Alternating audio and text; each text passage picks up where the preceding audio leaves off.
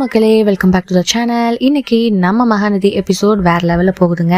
நம்ம காவேரி கூடிய சீக்கிரமா கொடைக்கானல் போயிடலாம், அதாவது விஜயை விட்டுட்டு. ஆனால் இன்னைக்கு பார்த்தீங்கன்னா ஒரு ஹாப்பியான நியூஸ், விஜய் அண்ட் காவேரியோட ரீயூனிட் தான் அப்படின்றத சொல்வேன். விஜய் காவேரியை போகிறதுக்காக எல்லாமே தடுக்கணுன்றதுக்காக நம்ம வெண்ணிலாவையும் அங்கே கூட்டிகிட்டு போகிறாங்க.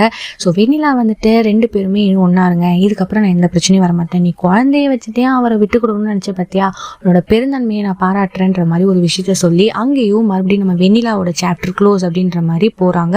ஸோ அவங்களும் இனி லைஃப்ல என்ன பண்ண போறாங்க அப்படின்ற மாதிரி ஒரு கேள்வி இருந்தாலும், இன்னொரு பக்கம் விஜய் அண்ட் காவேரியோட லைஃப் ஒரு புது சாப்டரா பிகின் ஆக போகுது.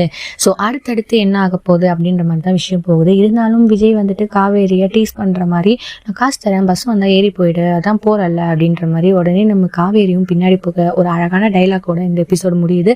ஸோ நாளைக்கு கண்டிப்பா நம்ம விஜய் அதாவது காவேரி நீ ஒன்னா இருக்கிறதுக்கு என்னென்ன முடிவு எடுக்க போறாங்கன்றது பார்க்கலாம். ஸோ இதை பத்தி நீங்க என்ன நினைக்கிறீங்கன்னு மறக்காம லைக் பண்ணி ஷேர் பண்ணி கமெண்ட் பண்ணுங்க. அப்படியே சப்ஸ்கிரைப் பண்ணிடுங்க. பாய் பாய்.